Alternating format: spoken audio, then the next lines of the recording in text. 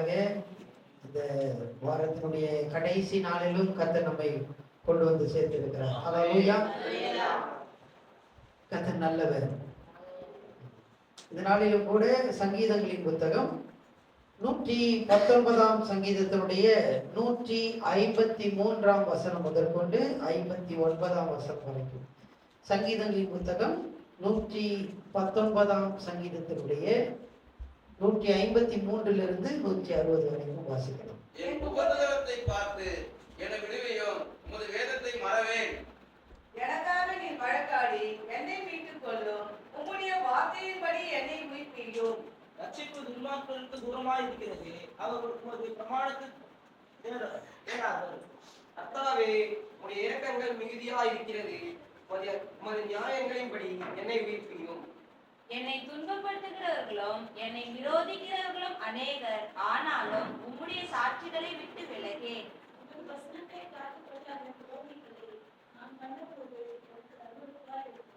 இதோ உம்முடைய கட்டளைகளை நேசிக்கிறேன். கர்த்தாவே, உமது கிருபையின்படி என்னை உயிர்ப்பியும். உம்முடைய வசனம் சமூலமும் சத்தியமும், உம்முடைய நீதி நியாயமெல்லாம் நித்தியம். ஆமென். தேவனுக்கு மகிமை உண்டாவதாக. இந்த சங்கீத புத்தகத்திலே முடிவு பகுதிக்கு நேராக நாம் கடந்து வந்து கொண்டிருக்கிறோம். இந்த சங்கீதக்காரன் இந்த சங்கீதத்தை அந்த முடிவு பகுதிக்கு நேராக கொண்டு வருகிறதை நாம் பார்க்கிறோம். அப்படி அவர் இந்த சங்கீதத்தை முடிக்கிற முடிவுக்கு நேராக வரும்போது வேத வசனங்களை குறித்து அவர் சொல்லுகிறார். இப்படி வேத வசனத்தை குறித்து சொல்லும்போது இந்த பகுதியிலே நாம் வாசித்ததான இந்த பகுதியிலே ஒரு காரியத்தை அவர் வலியுறுத்துகிறார். உயிர்ப்பியும் உயிர்ப்பியும் என்று அவர் சொல்லுகிறதை நாம் பார்க்கணும். 154 வசனத்தை நாம் வாசிக்கலாம். எனக்காக நீ வழக்காடி என்னை மீட்டுக் கொள்ளும், உம்முடைய வார்த்தையின்படியே என்னை உயிர்ப்பியும். என்னை உயிர்ப்பியும், என்னை உயிர்ப்பியும். 156 வசனம். கர்த்தாவே, உம்முடைய இரக்கங்கள் மிகுதியாய் இருக்கிறது, உமது நியாயங்களின்படி என்னை உயிர்ப்பியும். என்னை உயிர்ப்பியும், என்னை உயிர்ப்பியும். 159 வசனம். இதோ உம்முடைய கட்டளைகளை நேசிக்கிறேன். கர்த்தாவே, உமது கிருபையின்படி என்னை உயிர்ப்பியும். என்னை உயிர்ப்பியும். ஒரே காரியத்தை 3 முறை இந்த பகுதியிலே வலியுறுத்துகிறதை நாம் பார்க்கிறோம். அவர் எப்படி என்னை உயிர்ப்பிக்க வேண்டும், எதன் மூலமாக உயிர்ப்பிக்க வேண்டும் என்று சொல்கிறார் என்றால், வார்த்தையின்படி என்னை உயிர்ப்பியும், நியாயங்களின்படி என்னை உயிர்ப்பியும், அடுத்தபடியாக கிருபையின்படி என்னை உயிர்ப்பியும் என்று அங்கு சொல்லுகிறதை நாம் பார்க்கிறோம். வார்த்தையின்படி, நியாயங்களின்படி, கிருபையின்படி என்னை உயிர்ப்பியும் என்று அவர் சொல்லுகிறார். அப்படி அவர் சொன்னாலும் இங்கே அவர் யாரை, அந்த உயிர்ப்பிக்கிறதான அந்த நபரை முக்கியப்படுத்துகிறதை இந்த இடத்துல நாம் பார்க்கிறோம். யார் உயிர்ப்பிக்கிறார்? ஒருவர் உயிர்ப்பிக்கிறார், அவர் வார்த்தையின்படி உயிர்ப்பிக்கிறார், அவர் நியாயங்களின்படி உயிர்ப்பிக்கிறார், அவர் கிருபையின்படி உயிர்ப்பிக்கிறார். ஆனால் அந்த நபர் யார்? அந்த நபரை இந்த இடத்திலே முக்கியப்படுத்தி சொல்லுகிறதை இந்த சங்கீதக்காரர் வலியுறுத்துகிறதை நாம் பார்க்கிறோம். அந்த நபர் யார் என்றால் ஆண்டவராகிய இயேசு. ஒரு நபர் நம்மை உயிர்ப்பிக்கிறார், உயிர்ப்பிக்கிறார், உயிர்ப்பிக்கிறார் என்று இங்கே சொல்லப்படுகிறதான அந்த வார்த்தைக்கு அர்த்தம் என்னவென்றால், எனக்கு ஒரு ஜீவனை தாரும், give me life.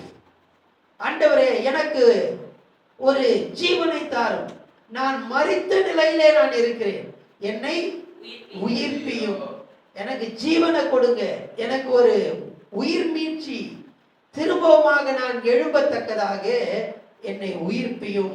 இன்னொரு வார்த்தையில சொல்லணும் அப்படின்னு சொன்னா, lift me up, என்னை மேலே உயர்த்தும். உயிர்ப்பியும் என்ற வார்த்தைக்கு எனக்கு ஜீவனை தாரும். அடுத்து இன்னொரு அர்த்தம் என்ன அப்படின்னு சொன்னா, என்னை மேலே உயர்த்தும், லிஃப்ட் மீ அப், என்னை உயர்த்தும் ஆண்டவரே. இங்க இங்கு சங்கீதக்காரன் சொல்லுகிறார், ஆண்டவரே என்னை உம்முடைய வார்த்தையின்படி, உம்முடைய நியாயங்களின்படி, உம்முடைய கிருபையின்படி என்னை உயிர்ப்பியும். ஆண்டவரே நீர் என்னை உயிர்ப்பி. நீர், அந்த நீர் யார் என்றால் ஆண்டவராகிய இயேசு. ஆண்டவரே நீர், அந்த இயேசு ஆண்டவர் நம்மை மரித்த நிலையில இருக்கிறதான நம்மை உயிர்ப்பிக்கிற தேவனாய் இருக்கிறார். மரித்த இல்லது கீழே இருக்கிறதான நம்மை, ஒரு வசனத்தை நம்ம வாசிக்கலாம். 25ஆம் வசனம், 119ஆம் சங்கீதத்தோட 25ஆம் வசனம். மண்ணோடு ஒட்டி கொண்டிருக்கிறது. மண்ணோடு ஒட்டி கொண்டிருக்கிறது. நான் கீழே இருக்கிறேன், மண்ணிலே இருக்கிறேன். வசனத்தின்படி என்னை உயிர்ப்பியும். உங்களுடைய வசனத்தின்படி என்னை தூக்கியிடும். lift me up. என்னை தூக்கியிடும், என்னை உயிர்ப்பியும். அதுதான் அதனுடைய அர்த்தம். ஆண்டவரே நான் மரித்த நிலையில இருக்கிறேன், என்னை இயேசு ஆண்டவரே என்னை உயிர்ப்பீங்க. நான் கீழே இருக்கிறேன், மண்ணில் இருக்கிறேன், கீழே விழுந்து விட்டேன், என்னை திரும்பவுமாக உயிர்ப்பியும், உயிர்ப்பியும். ஆண்டவராகிய இயேசு கிருபையின்படி, நியாயங்களின்படி, வார்த்தையின்படி அவர் உயிர்ப்பிக்கிறார். இங்கே இந்த வசனத்துல வாசித்ததான அந்த 3 வசனங்களிலே இயேசு ஆண்டவர் எப்படிப்பட்டவராய் இருந்து நம்மை உயிர்ப்பிக்கிறார் என்பதை இந்த இடத்துல நாம் பார்க்கிறோம். வாசிக்கலாம் திரும்பவுமாக 154ஆம் வசனம். எனக்காக நீர் வழக்காடி என்னை மீட்டுக் கொள்ளும். எனக்காக நீர் வழக்காடி என்னை மீட்டுக் கொள்ளும். ஆண்டவராகிய இயேசு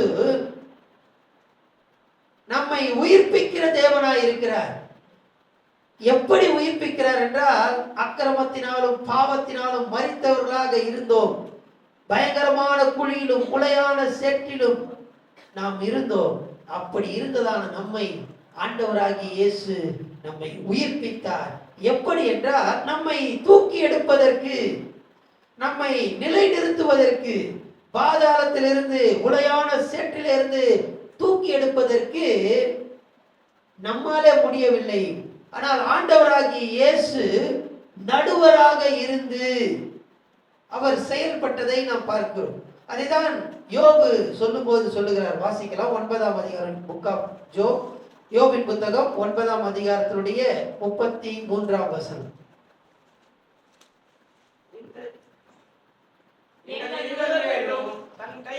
எங்கள் இருவர் மேலும் தன் கைகளை வைக்கத்தக்க மத்தியஸ்தர் எங்களுக்குள்ளே இல்லை. இயேசு ஆண்டவர் நம்மை உயிர்ப்பிக்கிறார். அவர் எப்படி உயிர்ப்பிக்கிறார் என்றால், 2 பேர் மேலேயும் கைகளை வைக்கிறார். இந்த பக்கம் குழியில நான் நிற்கிறேன், அந்த குழியில இருந்து தூக்கி ஆண்டவரோடு என்னை இணைக்கிறார். ஹல்லேலூயா.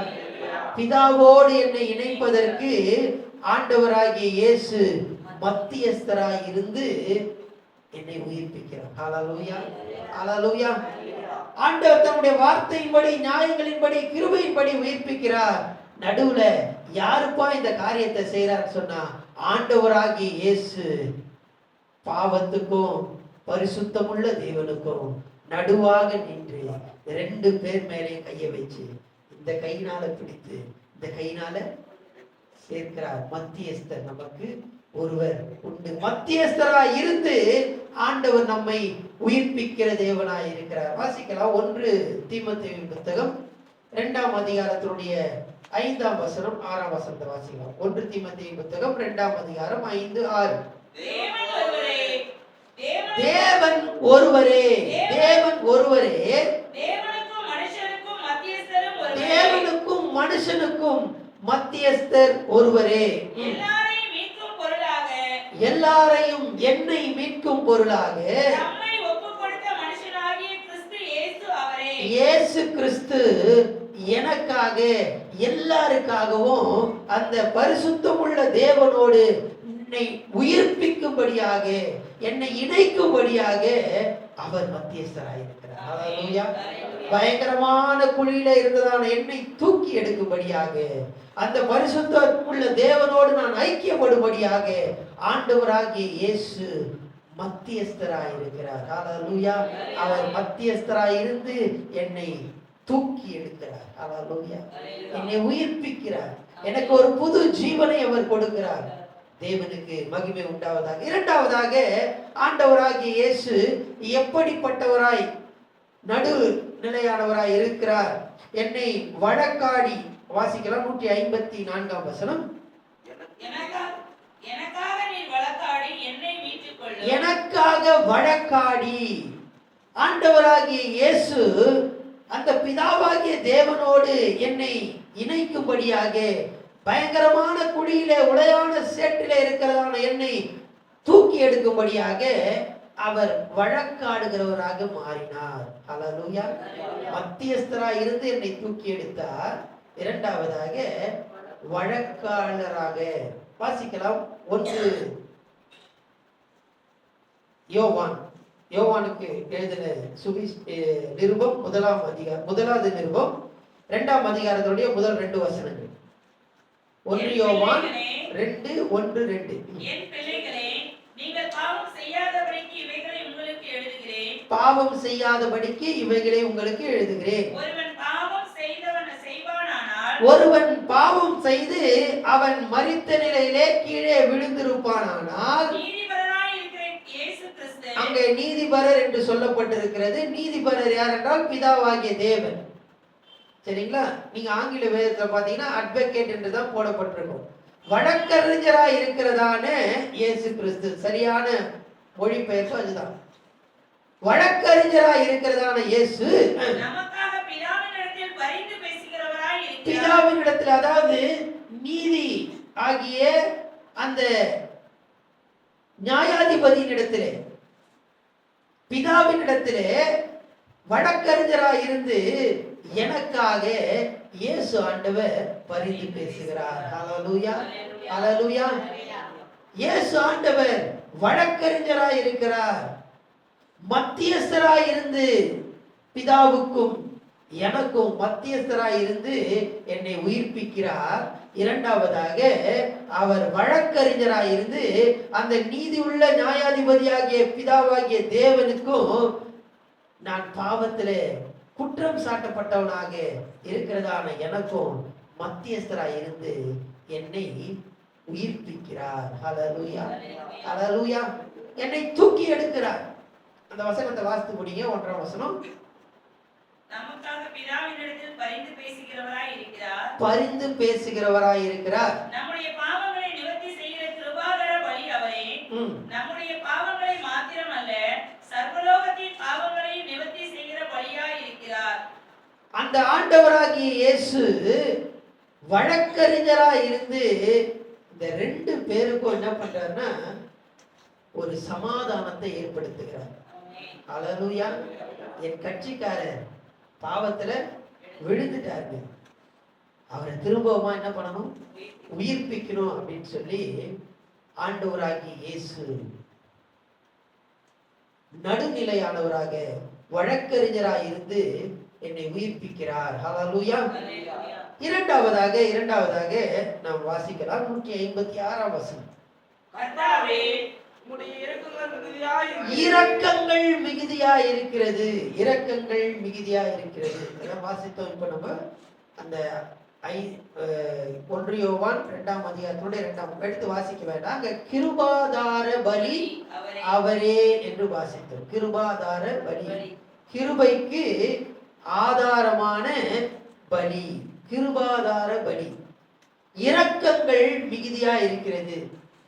ஒரு மனிதன் இரக்கத்தை அல்லது ஒரு மீட்பை, ஒரு உயிர் மீட்சியை அவன் பெற்றுக்கொள்ள வேண்டும் என்றால், அவன் பாவம் செய்திருப்பான் என்றால், அவன் பாவம் செய்து கீழே விழுந்திருப்பான் என்றால், அவனை தூக்கி எடுப்பதற்கு ஒரு பலி தேவை. அன்றைய நாட்களிலே தேவனுடைய ஆலயத்திலே பலி செலுத்துவார்கள். பிரகாரத்திலே பலிபீடம் இருக்கும், அந்த இடத்துல பலி செலுத்துவார்கள். பிரகாரத்திலே வேலை செய்வது லேவியர்கள். அதை கடந்து நாம் போவோம் என்றால் பரிசுத்த ஸ்தலம். அந்த பரிசுத்த ஸ்தலத்திலே ஆசாரியர்கள் வேலை செய்வார்கள். அதையும் கடந்து நாம் போவோம் என்றால் மகா பரிசுத்த ஸ்தலம். அந்த மகா பரிசுத்தத்துக்குள்ள யாரும் போக முடியாது. வருடத்துக்கு ஒரு முறை மாத்திரம் மகா பிரதான ஆசாரியன் அவன் மாத்திரம் கைகளிலே அந்த ரத்தத்தை எடுத்துக்கொண்டு உள்ளே சென்று அந்த ரத்தத்தை அங்க இருக்கிறதான அந்த உடன்படிக்கை பெட்டியை சுற்றி அவன் தெளிப்பான். இந்த உடன்படிக்கை பெட்டி இதற்குள்ளே யாரும் போக முடியாது. அந்த உடன்படிக்கை பெட்டிக்கு மேலே ஒரு ஒரு தகடு இருக்கும். அந்த அதற்கு ஒரு ஆசனம் என்று பெயர். அந்த அந்த ஆசனத்துக்கு பெயர் என்றால் கிருபையின் ஆசனம். அதனாலதான் அதை கிருபாசனம் என்று சொல்லுகிறோம். அந்த உடன்படிக்கை பெட்டிக்கு மேலே இருக்கிறதான அந்த பகுதி கிருபையின் ஆசனம். அங்கேதான் ஆண்டவருடைய அந்த ஷக்கினா மகிமை வந்து இறங்குகிறதான அந்த கிருபாசனம். அந்த கிருபாசனத்துக்கிட்டே நெருங்கும் போதுதான் நமக்கு பாவ மன்னிப்பு, ஒரு விமோசனம், ஒரு உயிர் மீட்சி, திரும்பவுமாக உயிர்ப்பிப்பு நடைபெறும். ஆனா அங்க எப்ப போவார் அப்படின்னு சொன்னா, அந்த பாவ நிவாரண நாள் என்று இஸ்ரவேலிலே உண்டு, வருஷத்துக்கு ஒரு முறை. அந்த நாள்ல தான் ஜனங்கள் எல்லாம் வெளியில நிற்பாங்க. அந்த வெளியில நிற்கிற ஜனங்களுக்காக அவர் அந்த பலியை எடுத்துட்டு போயிட்டு என்ன பண்ணுவாரு, தெளிப்பார். இது எப்ப நடக்கும்?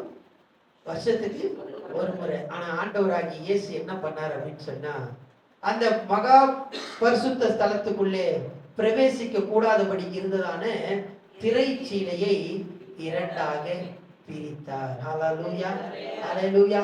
அந்த கிருபாசனத்துக்கு, அந்த இரக்கங்களின் அந்த இடத்திற்கு இரக்கத்தை நாம் பெற்றுக் கொள்ளும்படியாக, உயிர் மீட்சியை நாம் பெற்றுக் கொள்ளும்படியாக யாரும் போக முடியாது. அதனால அங்க திரைச்சீலை இருந்தது.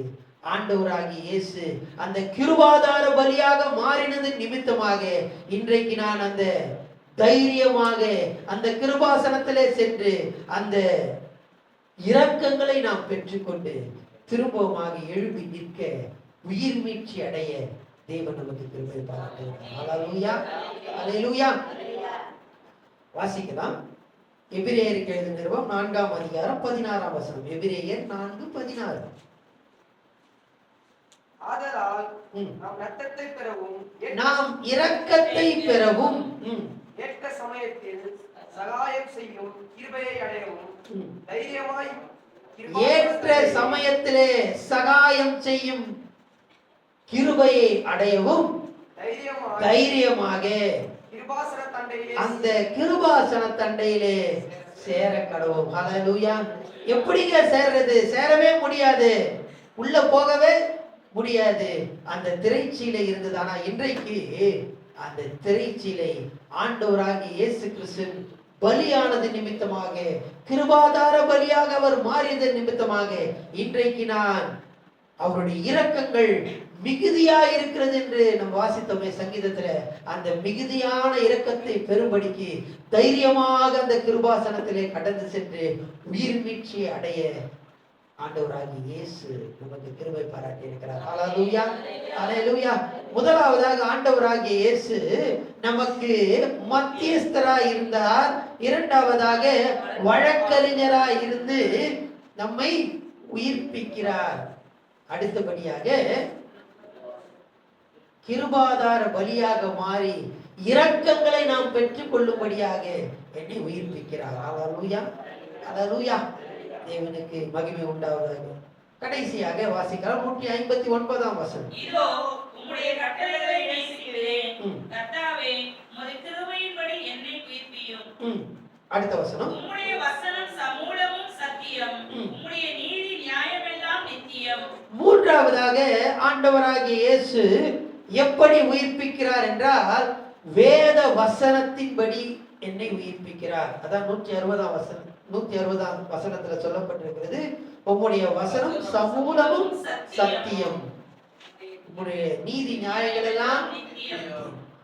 ஆண்டவராகிய இயேசு இந்த உலகத்திலே வாழ்ந்த போது 3 முறை 3 இடங்களிலே மரித்தவர்களை அவர் உயிர்ப்பித்தார். முதலாவதாக அவர் நாயின் ஊரிலே, விதவையினுடைய, நாயின் ஊரிலே இருந்ததான அந்த விதவையினுடைய மகனை அவர் உயிர்ப்பித்தார். அதற்கு அடுத்தபடியாக அவர் யவீருடைய மகளை, 12 வயதா இருந்ததான எவருடைய மகளை அவர் உயிர்ப்பித்தார். மூன்றாவதாக லாசரு, அவருடைய ஆண்டவராகிய இயேசு கிறிஸ்துவினுடைய வாழ்க்கையினுடைய கடைசி நாட்கள்ல லாசரு மரித்து போயிருந்தான், அவனை உயிர்ப்பித்தார். இந்த 3 இடங்களிலும் நாம் பார்ப்போமே, ஆனால் எப்படி ஆண்டவராகிய இயேசு உயிர்ப்பித்தார் என்றால் வார்த்தையினாலே. வார்த்தையினாலே. வாலிபனே எழுந்திரு என்று சொல்லி வார்த்தையினாலே உயிர்ப்பித்தார். இரண்டாவதாக சிறு பின்னே எழுந்திரு, தலித்தா குமி, சிறு பிள்ளை எழுந்திரு என்று சொல்லி வார்த்தையினாலே உயிர்ப்பித்தார். மூன்றாவதாக நம்ம எல்லாருக்கும் தெரியும், லாசருவே வெளியே வா என்று சத்தமிட்டு சொன்னார், வார்த்தையினாலே உயிர்ப்பித்தார். அல்லேலூயா, அல்லேலூயா. இன்றைக்கு நம்முடைய வாழ்க்கை மரித்த நிலைமையில முதலாவது ஆண்டவர் மத்தியஸ்தராக வழக்கறிஞராக இருந்து நம்மை உயிர்ப்பித்தார். அது பாவத்தில் இருந்த நாட்கள். அதற்கு அடுத்தபடியாக சில தவறுகளை நாம் செய்கிறோம், தவறி விடுகிறோம், விழுந்து விடுகிறோம். அப்படிப்பட்ட நேரத்துல ஆண்டவர் திரும்பவுமாக அந்த இரக்கத்தை பெறும்படியாக, திரும்பவுமாய் நாம் உயிர்ப்பிக்கும்படியாக, அந்த கிருபாசனத்துக்கு அண்டை சேரும்படியாக ஆண்டவர் கிருபாதார பலியாய் மாறி நம்மை உயிர்ப்பிக்கப்படும்படியான ஒரு மார்க்கத்தை அவர் ஏற்படுத்தினார். அல்லேலூயா. அடுத்தபடியாக ஆண்டவர் மரித்து போயிருக்கிறதான அந்த நிலைமையில இருக்கிறதான நம்மை வார்த்தையினாலே உயிர்ப்பிக்கிற தேவனாய் இருக்கிறார். அல்லேலூயா, அல்லேலூயா. தேவ ஜனமே, இன்னைக்கு நம்மளுடைய நிலைமை எப்படிப்பட்டதா இருக்குது? இதுவரைக்கும் நீங்க ரட்சிக்கப்படல, நீங்க பாவத்திலே இருக்கிறீங்க அப்படின்னு சொன்னா ஆண்டவர் உங்களை உயிர்ப்பிக்க வல்லவராய். இல்லைங்க, நான் ரட்சிக்கப்பட்டுட்டேன், ஆனா சில நேரத்துல வழி விலகி போயிடுறேன், உங்களையும் ஆண்டவர் உயிர்ப்பிக்க அவர் வல்லவராய். நான் ரட்சிக்கப்பட்டுட்டேங்க, இப்ப பின்மாற்றத்துல இருக்கிறேன், நான் மரித்த நிலைமையில நான் இருக்கிறேன் அப்படின்னு நீங்க சொல்றீங்களா? உங்களையும் ஆண்டவர் திரும்பவுமாக உயிர்ப்பிக்க அவர் வல்லவராய் இருக்கிறார். ஒரு வசனத்தை வாசித்து நாம் முடிக்கலாம். வாசித்ததான அதே வசனம் 119ஆம் சங்கீதத்தினுடைய 25ஆம் வசனம். என் ஆத்துமா மண்ணோடு ஒட்டி கொண்டிருக்கிறது, என் ஆத்துமா மண்ணோடு ஒட்டி கொண்டிருக்கிறது, உமது வசனத்தின்படி என்னை உயிர்ப்பியும். அல்லேலூயா. ஆண்டவருடைய வார்த்தையின்படி உங்களை உயிர்ப்பிக்க வல்லவராய். நீங்க ஒரு காலத்துல பிரகாசித்தவர்களா இருக்கலாம், இன்னைக்கு உங்களுடைய நிலைமை மண்ணுல நீங்க ஒட்டி கொண்டு இருக்கலாம். திரும்பவுமாக ஆண்டவர் உங்களை உயிர்ப்பிக்க அவருடைய வார்த்தையினாலே எழுந்திரு, லாசருவே வெளியே வா என்று சொல்லி உங்களை திரும்பவுமாக உயிர்ப்பிக்க இந்த தேவன் இந்த காலை வேளையிலே வல்லமையுள்ளவராய் இருக்கிறார். அல்லேலூயா. நீங்க எந்த பிராந்தியத்துல உயிர்ப்பிக்கப்படணும், இன்னைக்கு ஆண்டவர் நோக்கி பாருங்க. இந்த நாள்ல ஆண்டவர் உங்களை உயிர்ப்பிக்க, உங்களை உயர்த்த, திரும்பமாக உங்களுக்கு ஒரு புது ஜீவனை கொடுக்க, நீங்க எந்த இடத்துல விழுந்தீங்களோ அந்த இடத்துல எழுந்து நிமிர்ந்து நிற்க ஆண்டவர் உங்களுக்கு உதவி செய்ய அவர் வல்லவராயிருக்கிறார். அவர் மத்தியஸ்தராயிருக்கிறார், அவர் வழக்கறிஞராயிருக்கிறார், அவர் கிருபாதார பலியாயிருக்கிறார். அவர் வார்த்தையை கொண்டு நம்மை உயிர்ப்பிக்க அவர் வல்லவராயிருக்கிறார். கண்களை மூடி கர்த்தரை நோக்கி நம்ம பார்க்கலாம்.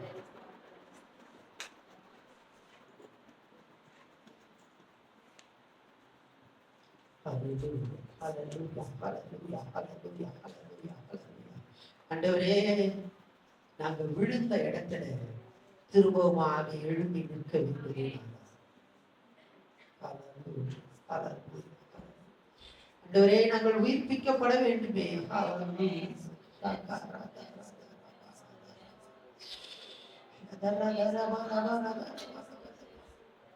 உங்களுடைய இடத்துல எந்த இடத்துல நீங்க எழுப்பி நிற்க வேண்டும் என்று விரும்புறீங்க, அதை இந்த கால வேளையில ஆண்டவரிடத்துல சொல்லுங்க. ஆண்டவர் உங்களுக்கு அவருடைய வசனத்தை அனுப்பி, அவருடைய வார்த்தையை அனுப்பி உங்களை திரும்பமாக நிற்க பண்ண ஒரு வல்லவராய் இருக்கிறார். ஹல்லேலூயா, ஹல்லேலூயா. உங்க மரித்த நிலைமைகள் இந்த நாளிலே மாறத்தக்கதாக, ஹல்லேலூயா, ஹல்லேலூயா, ஹல்லேலூயா. செத்து போய் இருக்கிறதான எல்லா பிராணிகளும் உயிர் மீட்சி பெறத்தக்கதாக, திரும்பமாக ஜீவன் பெறத்தக்க. ஹல்லேலூயா. ஆண்டவர் வார்த்தையை கொண்டு ஹalleluya ஹalleluya. உங்களை உயிர்ப்பிக்க ஒரு வல்லவராய் இருக்கிறார். எல்லாம் கர்த்தரை நோக்கி நம்ம பார்க்கலாமா? எல்லாம் வாயில திறந்து கர்த்தரை நோக்கி நம்ம ஸ்தோத்திரம் பண்ணலாமா? ஹalleluya ஹalleluya ஹalleluya. எங்களை உயிர்ப்பிக்கிற தேவன் நீரப்பா, எங்களை உயிர்ப்பிக்கிற தேவன் நீரப்பா. ஹalleluya ஹalleluya. ஸ்தோத்திரம் ஸ்தோத்திரம் ஸ்தோத்திரம் ஸ்தோத்திரம். பரலோக பிதாவே உம்மை துதிக்கிறோம் அப்பா. ஆண்டவரே, இந்த காலை வேளையிலே உம்முடைய வேத வசனங்கள் எங்களை உயிர்ப்பிக்கிறதா இருக்கிறபடினாலே ஸ்தோத்திரம் ஸ்தோத்திரம் ஸ்தோத்திரம். ஆண்டவரே, உம்மை துதிக்கிறோம். நாங்கள் எந்த இடத்துல விழுந்து இருக்கிறோமோ அந்த இடத்துல இருந்து திரும்பவுமா எங்களை தூக்கி எடுத்து ஹalleluya, எங்கள் ஆத்துமா மண்ணோடு இருந்தாலும் திரும்பவுமா எங்களை தூக்கி எடுத்து ஹalleluya ஹalleluya உங்களுடைய சந்தோஷம் சமாதானத்தை அனுபவிக்க நீர் எங்களுக்கு கிருபை பாராட்டி இருக்கிறபடினாலே ஸ்தோத்திரம் ஆண்டவரே. உம்மை துதிக்கிறோம் துதிக்கிறோம் துதிக்கிறோம் அப்பா. தேவ ஜனத்தை ஆசீர்வதியும். விசேஷமாய் இந்த வார இறுதி நாட்களிலே ஆண்டவரே அவர்கள் செய்ய இருக்கிறதான ஒவ்வொரு காரியத்துக்கு தேவையான கிருபையும் பலத்தையும் ஞானத்தையும் பாதுகாப்பையும் உங்களுடைய வழி நடத்தலை கர்த்தனை கட்டளையிடும்படியாக கேட்கிறோம் அப்பா. ஸ்தோத்திரம் அப்பா ஸ்தோத்திரம் அப்பா ஸ்தோத்திரம் அப்பா. ஆண்டவரே ஸ்தோத்திரம் அப்பா. இந்த வார இறுதி நாட்களிலே ஆண்டவரே அவர்கள் ஆண்டவரே ஆராதனைக்கு அவர்கள் ஆயத்தமாகிறதான நேரத்தில் அவர்கள் குடும்பத்தோடு அவர்கள் ஆண்டவரே நேரத்தை செலவழிக்கிறதான நேரத்தில் ஸ்தோத்திரம் அப்பா. இந்த வேத வசனங்கள் அவர்களோடு கூட இருந்து ஒவ்வொரு பிராந்தியத்தில் அவர்களை உயிர்ப்பிக்க முடியாது கேட்கிறோம். ஸ்தோத்திரம் அப்பா ஸ்தோத்திரம் அப்பா. தேவ ஜனத்தை ஆசீர்வதி. உங்களுடைய பிரசன்னம் எங்களோடு கூட இருந்து வழிவிடும். கிருபைக்குள்ளாக இயேசுவின் மூலம் ஜெபம் கேளும் பிதாவே. ஆமென் ஆமென் ஆமென். Praise the Lord. Praise the Lord. God bless you. God bless you.